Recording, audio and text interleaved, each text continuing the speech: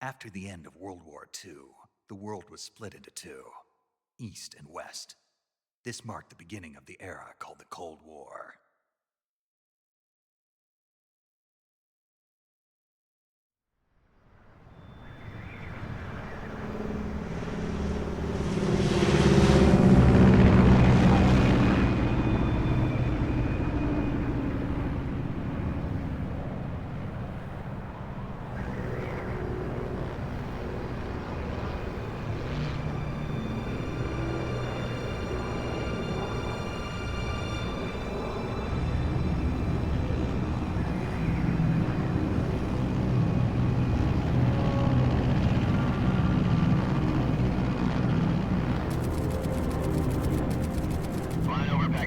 Altitude 30,000 feet. Approaching Soviet airspace. 20 minutes to drop off. Commencing internal depressurization. Equipment check. Arm main parachute. All right. You ready to go? Drop zone still showing a high pressure mass. Cav okay. Good. We've got high visibility.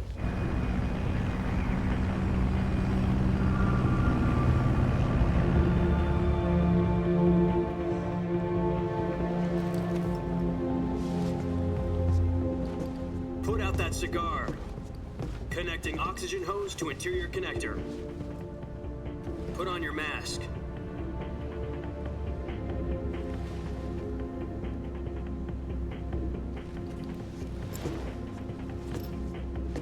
Does this panty waste know what he's doing? Approaching release point. 10 minutes to drop off. Hey, are you deaf? He said put out the cigar and put on your mask.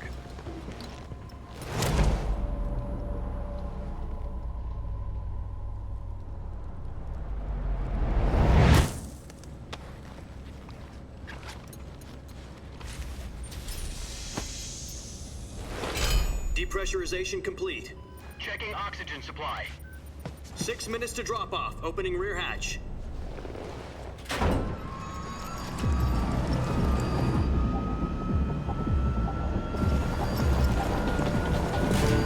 Sunrise.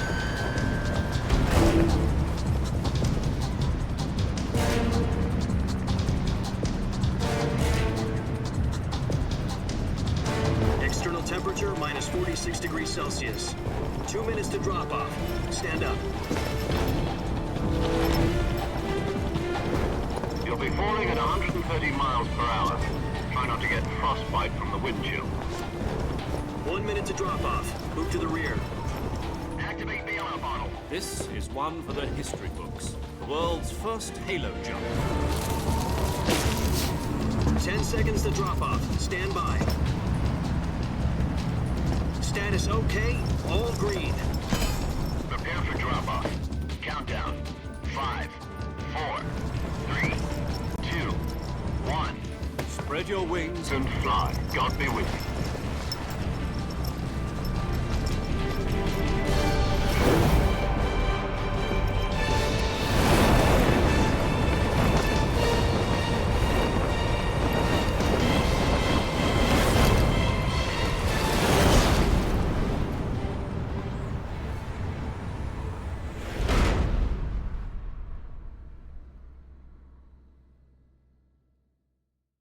Jack, I've got some important news.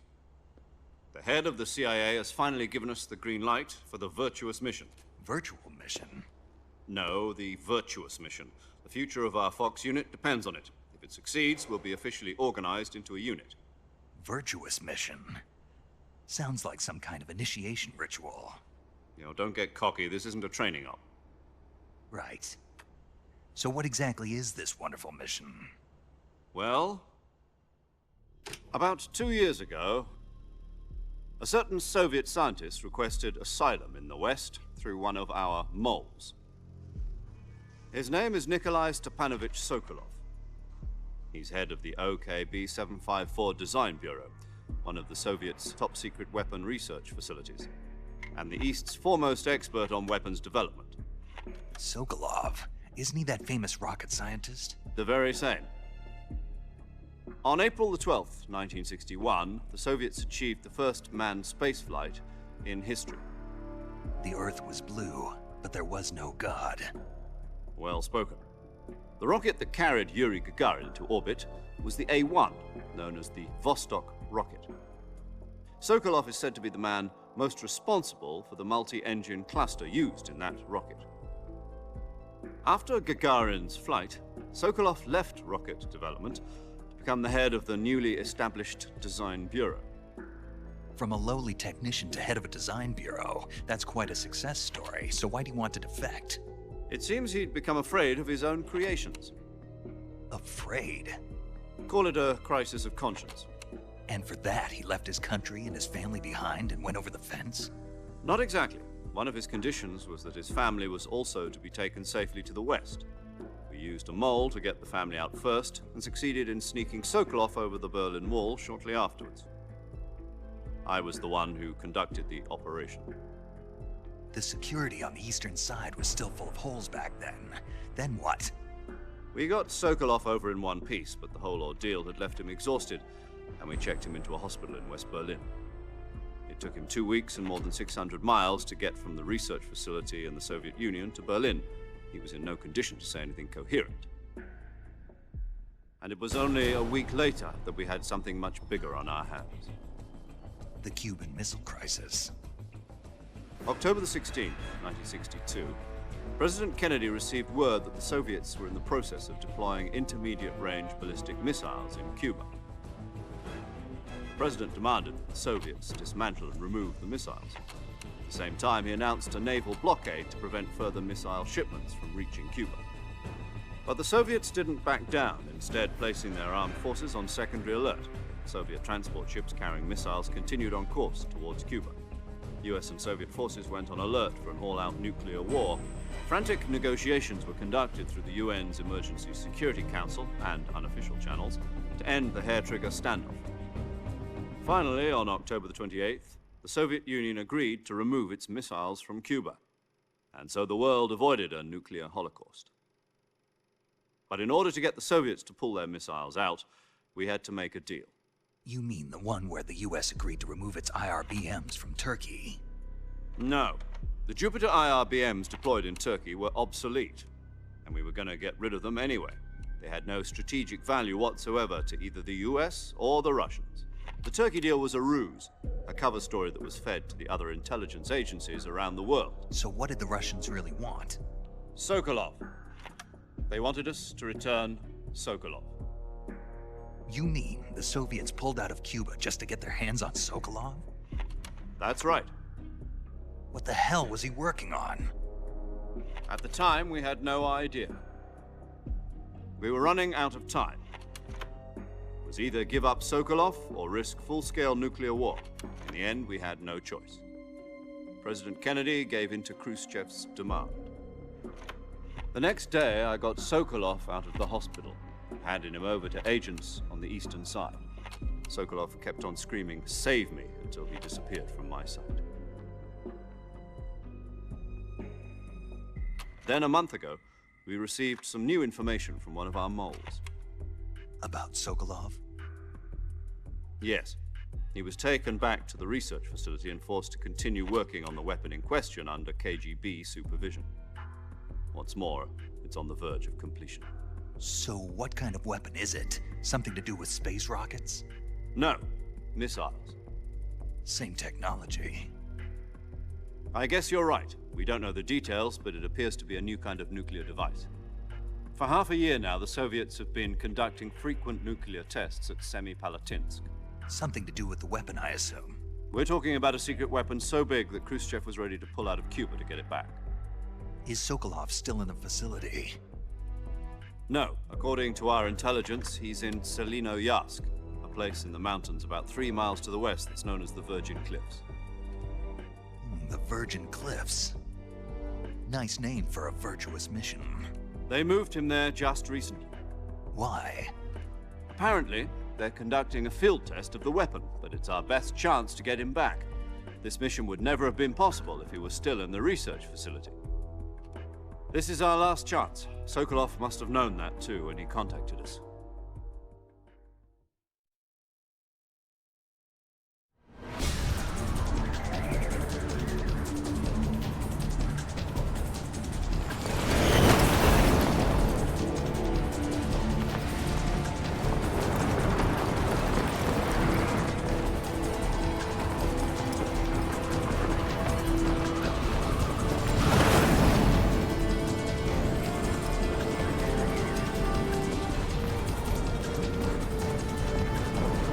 Listen up, Jack. Your mission is to infiltrate Selino Yask in the Soviet mountains, ensure the safety of Sokolov, and bring him back to the West.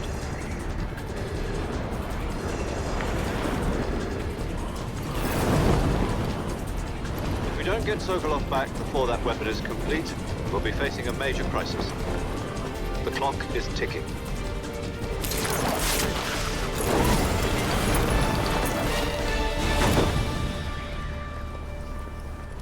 Once we've confirmed the rescue of Sokolov, stand by at the recovery point. A recovery balloon will be dropped at that point. Helium will be pumped into the balloon to inflate it. The process takes about 20 minutes.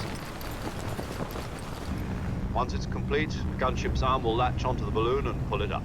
The Fulton surface-to-air recovery system. I'm familiar with the theory. Take it easy. It's been combat-proven. Do you think Sokolov is up to it? The shock will be less than during a parachute jump, and the arm can handle up to 500 pounds. So you're planning on going over the border in a single combat Talon? She's equipped with two 6-barrel 20mm Vulcan cannons, as well as two 40mm machine guns. Sounds like she could hold her own against a battalion of tanks. Even with the fuel in the reserve tank, we're facing a 4-hour time limit. If all goes well, it shouldn't take more than a few hours. Home in time for dinner.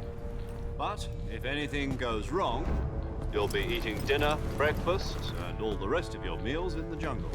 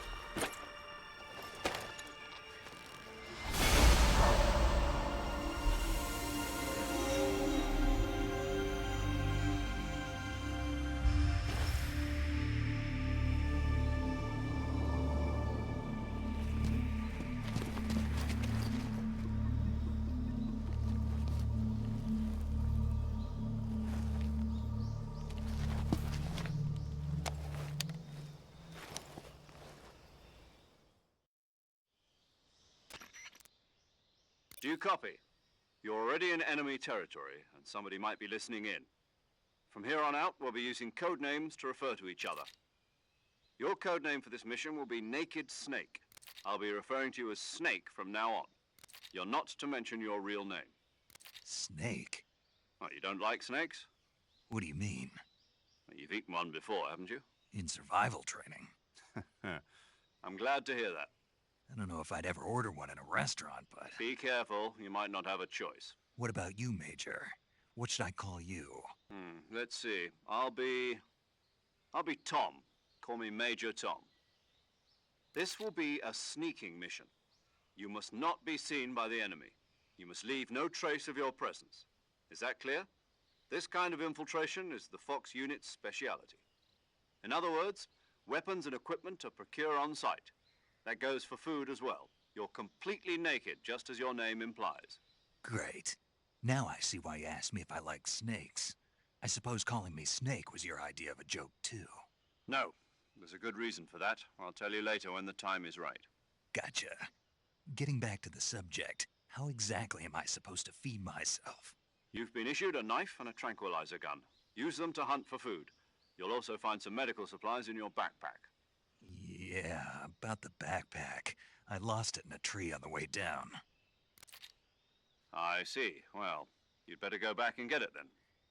You know where it is? No problem. I can see it from here. It's stuck on a branch. To climb a tree, stand in front of a tree that's covered in ivy and press the action button. I'll be monitoring your progress over the radio. We can't risk violating Soviet airspace, but I'll be in the gunship. My frequency is 140.85. I'll give you a call if I need to talk to you. If you need to talk to me, use the send function. Okay, Snake, go get your backpack.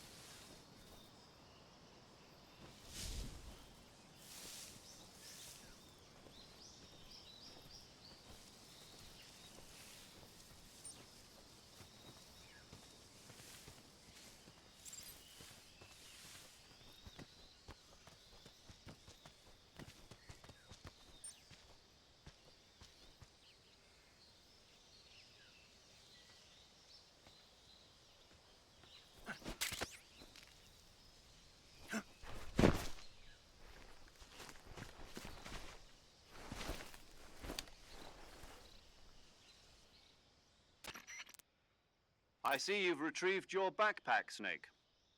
To equip a weapon, it's necessary to take it out of your backpack. In the survival viewer, choose Weapon from the backpack. Your available weapons will be displayed in a list on the screen. From that list, choose the weapon you want to equip and press the Enter button. For other equipped items, just do the same thing from Item. Got it. Use the survival viewer backpack. Yep, that's right. Survival is fundamental to this mission. After you've been out in the field for a while, your stamina will start to drop. If your stamina gets too low, it'll affect your performance. You won't be able to shoot accurately, for example, and your wounds won't heal as smoothly. Keep an eye on your stamina so you don't run out. To recover lost stamina, you can hunt for local flora and fauna. You can use either your tranquilizer gun or your knife to hunt. My only weapon is a Mark 22 Hush Puppy tranquilizer gun?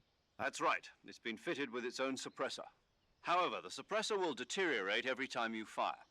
Once its durability reaches 0, the noise suppression effect will be gone. So don't get too trigger-happy with it. The suppressor's durability is shown in the icon. Any weapons and equipment beyond what you're carrying now, you'll have to find as you go. I have to find my own weapons and equipment? Whose crazy idea was this anyway?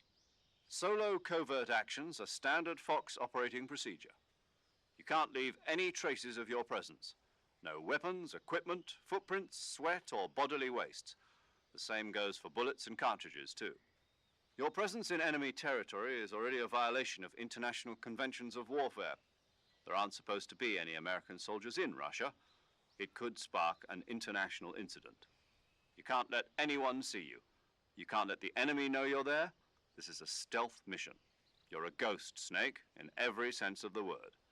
And there'll be no rescue if you're captured. The military and US government will deny any involvement in the affair. Then I'll just have to take care of myself, huh? I'm afraid so. You've been given a fake death pill for that purpose. SIS guidelines stipulate that soldiers on covert ops like this one be issued a potassium cyanide capsule. Tape it to your body so you can take it when you need to. How generous of you. Use it if you're taken prisoner by the enemy. It'll send you into a state of false death for a short time. Fooling them into thinking that I'm really dead. So, how do I come back to life? Just take the revival pill. You mean that thing they put in my tooth before the mission? That's the one. But be careful. If you remain in a state of false death for too long, nothing will be able to bring you back. Remember that. I'll keep it in mind. You said this was a solo mission, right? Right. I guess that means I can't count on any reinforcements. Correct. The mission rests entirely in your hands. A real one-man army. Relax. There's a support team ready to back you up over the radio. Who? I'll introduce them to you. This time, survival is of utmost importance. The first member of the support team will be in charge of monitoring your physical condition, acting as a medic, so to speak, as well as recording your mission data. She's a member of Fox as well, and she's here on the gunship with me. She. Hello, Snake. I'm paramedic. Nice to meet you. Paramedic. As in a medic who comes in by parachute. Aren't you going to tell me your real name? Are you going to tell me yours, Mr. Snake? My name, huh? It's John Doe. And they call you Jack for short. You're a regular Captain Nemo. A name means nothing on the battlefield. After a week, no one has a name. What's your name? Jane Doe. Very funny. I wasn't joking, but I'll tell you my name only if you manage to make it back alive. My frequency is 145.73. She's also in charge of recording your mission data. Whenever you want to save, send a message over the reserved save frequency, 140.96. So saving lets me record my mission data. That's right. It also records the state of your health. Good to know. There's one more person I want to introduce you to, Snake. Huh? Speaking of snakes, you remember the boss, don't you? A legendary soldier and your mentor. Actually, it was the boss that got the DCI's authorization in the first place. She's going to be serving as Fox's mission advisor. The boss is? She also helped me plan this mission. She and I were at SAS together. Jack, is that you? How many years has it been? Boss? That's right. It's me. Oh. Talk to me. Let me hear your voice. It's been 5 years, 72 days, and 18 hours. You've lost weight. You can tell just by the sound of my voice. Of course I can. I know all about you. Really? Well, I don't know anything about you. What's that supposed to mean? Why'd you disappear on me all of a sudden? I was on a top-secret mission. You didn't need me anymore. But there were still so many things I wanted you to teach me. No, I taught you everything you needed to know about fighting techniques. I taught you all I could. The rest you needed to learn on your own. Techniques, sure. But what about how to think like a soldier? How to think like a soldier? I can't teach you that. A soldier needs to be strong in spirit, body, and technique. And the only thing you can learn from someone else is technique. In fact, technique doesn't even matter. What's most important is spirit. Spirit and body are like two sides of a single coin. They're the same thing. I can't teach you how to think. You'll just have to figure it out for yourself. Listen to me, Jack. Just because soldiers are on the same side right now doesn't mean they always will be. Having personal feelings about your comrades is one of the worst sins you can commit. Politics determine who you face on the battlefield. And politics are a living thing. They change along with the times. Yesterday's good might be tomorrow's evil. Is that why you abandoned me? No, it had nothing to do with you. I already told you, Jack. I was on a top-secret mission. A soldier has to follow whatever orders he's given. It's not his place to question why. But you're looking for a reason to fight. You're a natural-born fighter, but you're not quite a soldier. A soldier is a political tool, nothing more. That's doubly true if he's a career soldier. Right and wrong have no place in his mission. He has no enemies and no friends. Only the mission. You follow the orders you're given. That's what being a soldier is. I do whatever I have to get the job done. I don't think about politics. That's not the same thing. Sooner or later, your conscience is going to bother you. In the end, you have to choose whether you're going to live as a soldier or just another man with a gun. There's a saying in the Orient, loyalty to the end. Do you know what it means? Being patriotic. It means devoting yourself to your country. I follow the president and the top brass. I'm ready to die for them if necessary. The president and the top brass won't be there forever. Once their terms are up, others will take their place. I follow the will of the leader, no matter who's in charge. People aren't the ones who dictate the missions. Then who does? The times. People's values change over time, and so do the leaders of a country. So there's no such thing as an enemy in absolute terms. The enemies we fight are only enemies in relative terms, constantly changing with the times. As long as we have loyalty to the end, there's no point in believing in anything, even in those we love. And that's the way a soldier's supposed to think? The only thing we can believe in with absolute certainty is the mission, Jack. All right, but do me a favor. What is it? Call me Snake. Snake. Oh, right. Your codename is Snake. It suits you well. That's right. The legendary unit that the boss put together during World War II was a snake. The Cobra unit, a group of heroes that brought the war to an end and saved the world. As long as you've got a legendary hero backing you up, you'll be fine. Isn't that right, Snake? Yeah, I can't think of anyone else I'd rather have with me. Oh, and one more thing, boss. Yes? It's good to hear your voice again. Same here. After all, who knows if either of us will make it out alive? Snake, you are always best at urban warfare and infiltrating buildings. But this is the jungle. Survival is going to be key. Those CQC techniques I taught you are sure to come in handy. CQC? Close quarters combat, huh? I've been in the Green Berets for the past few years. I'm probably pretty rusty. Not to worry. I'll be here to help you remember. After all, this is your first actual survival mission. I'll be supporting you over the radio. Where are you, boss? Next to the Major? The boss is communicating with us by radio from aboard a Permit-class submarine in the Arctic Ocean. My frequency is 141.80. Call me if you need my advice on battle techniques. Gotcha. Your mission is to retrieve Dr. Sokolov. Dr. Sokolov is being held in an abandoned factory located to the north of your current position. Avoid heavy combat and don't let anyone see you. Don't forget that this is a stealth mission. Snake, try to remember some of the basics of CQC.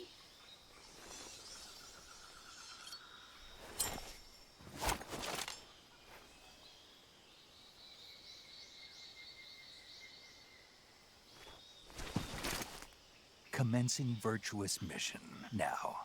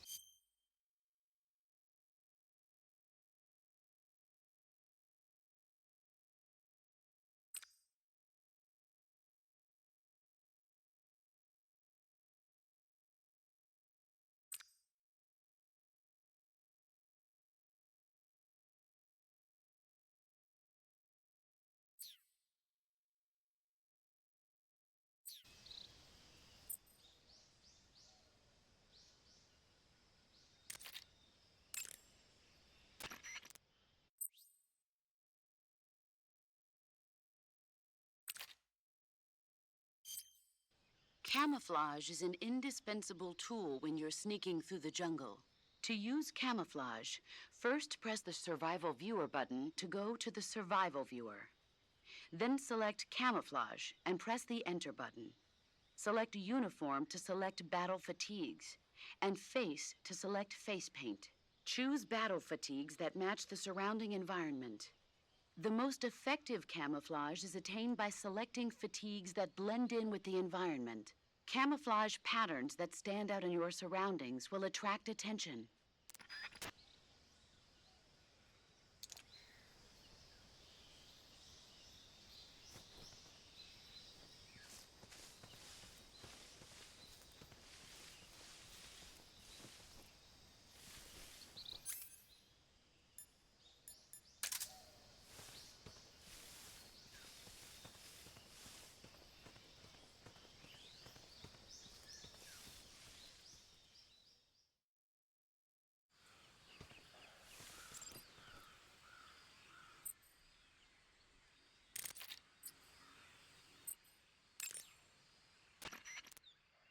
Snake, do you see any tufts of grass? Yeah, What kind of grass? just ordinary grass. Nothing special. You should check it anyhow. It's pretty thick grass, about waist high. If you crawl into the grass, you can advance undercover. When you do, the camera automatically switches to intrusion view. If you want to stand up again, press and hold the crouch button once more. If you press the crouch button briefly, you'll crouch in that spot. This allows you to observe things without blowing your cover. Got it? Yeah, but But what? was that the only reason? What do you mean? You had me check it just so you could tell me that? That's right. Pretty useful, huh? Right. Shall we carry on? By all means. Even when hidden in grass, if you make a noise, your enemies will locate you. When enemies are nearby, move with slight movements of the movement stick. That way you can proceed with minimal disturbance.